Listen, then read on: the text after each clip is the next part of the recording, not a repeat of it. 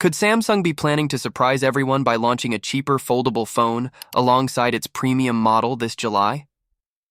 A recent leak has added fuel to the speculation that the Galaxy Z Flip FE, Samsung's more budget-friendly foldable, might be unveiled at the same time as the Galaxy Z Flip 7.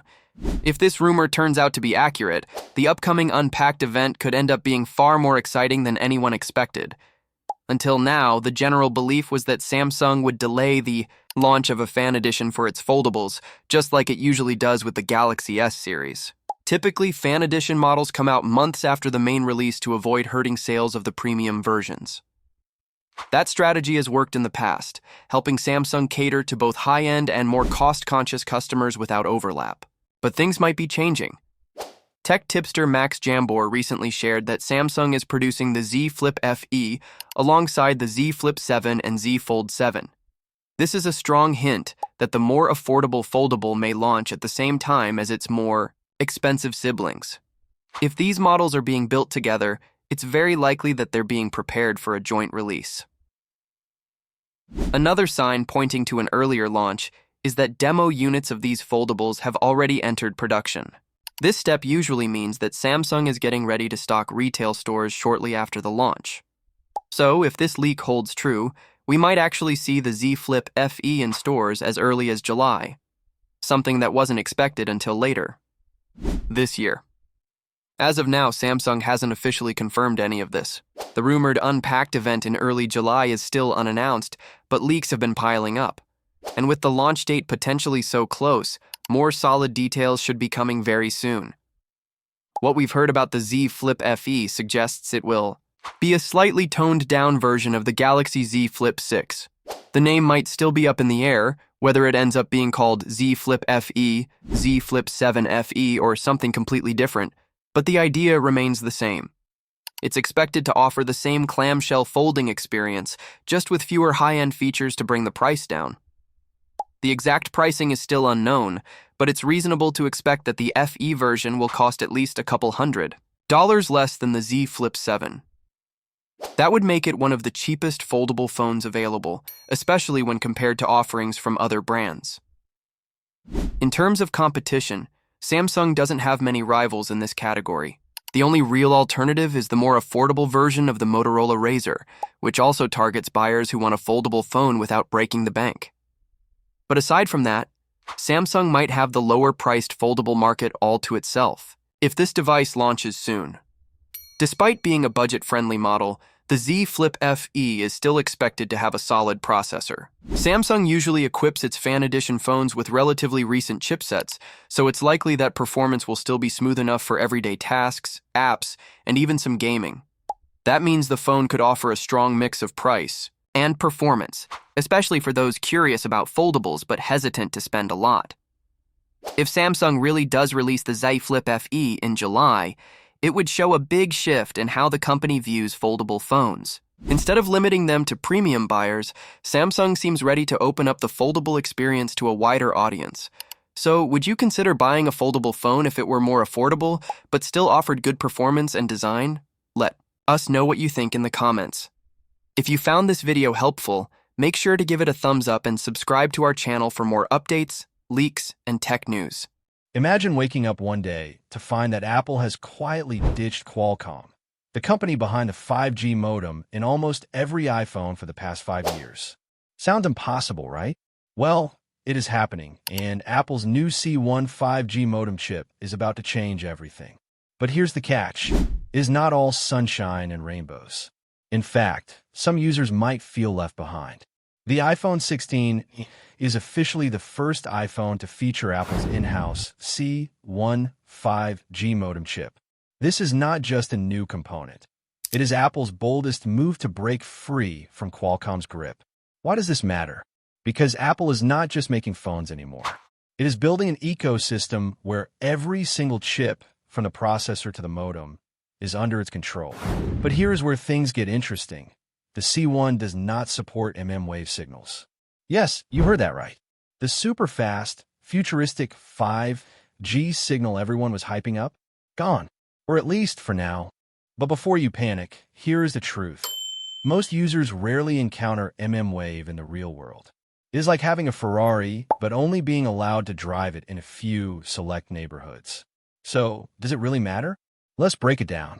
According to TF International's Ming-Chi Kuo, a name synonymous with Apple leaks, only the iPhone 16e and the upcoming iPhone 17 Air will get the C1 modem. The rest of the iPhone 17 lineup, they are reportedly moving to MediaTek's 5G modem chip. Yes, MediaTek, the company often associated with budget smartphones. But hold on. The information, another trusted source, says that Apple's long-term plan is much more ambitious. By 2026, every iPhone 18 model will feature a second-gen C1 chip, complete with mmWave support, download speeds of up to 6 gigabits per second, and advanced carrier aggregation. Now, if you are wondering what carrier aggregation is, think of it like widening a highway. The more lanes you have, the faster traffic can move.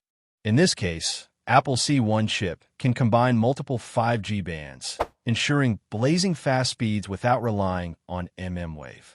But here's the twist. Apple is not stopping there. By 2027, when the iPhone celebrates its 20th anniversary, the C1 chip is expected to outperform Qualcomm not just in speed, but also in AI capabilities. Imagine a phone that not only connects you to the internet faster, but also intelligently selects the best network based on what you are doing. Sending an airdrop? It connects you to the most stable, low-latency band. Streaming 4K? It prioritizes high-speed bands. And here is the real bombshell. Apple wants the C1 to connect to satellite networks. No signal, no problem. You will still be able to text and, eventually, even make voice calls in remote areas. This is not just an upgrade. It is a complete redefinition of what a smartphone can do. Of course, this shift raises a few eyebrows. Why is Apple moving away from Qualcomm, a company known for its cutting-edge modems? The answer is simple: control and cost. By developing its own modem, Apple avoids paying Qualcomm's licensing fees and royalties. According to estimates, Apple pays around $4.5 billion annually to Qualcomm. Imagine how much they can save or invest elsewhere by cutting ties. But what about performance? Can Apple really match Qualcomm's years of expertise? Early tests of the C1 chip suggest it can. Built using a 4nm process node with a 7nm transceiver, the C1 has already been tested with 180 carriers across 55 countries. That is not just promising, it is Apple saying, we are ready. So, what does this mean for you, the everyday iPhone user? If you're buying the iPhone 16e or the iPhone 17 Air, you are stepping into Apple's future, a world where every part of your phone speaks the same language, optimized for efficiency and performance. But if you are sticking with other iPhone 17 models, those with MediaTek's modem, you might feel like you're getting a second-tier experience. And here is where the debate gets heated. Will MediaTek's modems truly match Qualcomm's reliability, or will they fall short, leaving users frustrated? Drop your thoughts in the comments. Apple versus MediaTek. Who do you trust more? Looking ahead, Apple's plan is clear: a unified chip that combines the main processor and the 5G modem into one powerful component. This would not just make iPhones faster, but also more efficient, extending battery life and enhancing AI-driven tasks. Johnny Sruji, Apple's Senior VP of Hardware Technologies, calls the C1 the most complex tech ever designed by Apple.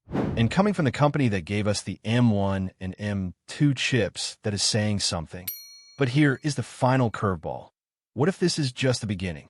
Apple's satellite connectivity ambitions hint at a future where your iPhone is always online, no matter where you are, mountaintop, desert, or middle of the ocean. So what do you think? Is Apple's C1 modem the future of smartphones? Or is it a risky gamble that could backfire? Will ditching Qualcomm make iPhones better or leave users stuck with less reliable connectivity? Share your thoughts below. Let us know where you stand. And if you found this breakdown insightful, do not forget to like, subscribe, and hit that bell icon. Trust me, you will not want to miss our deep dive into the next big Apple reveal. See you in the next one.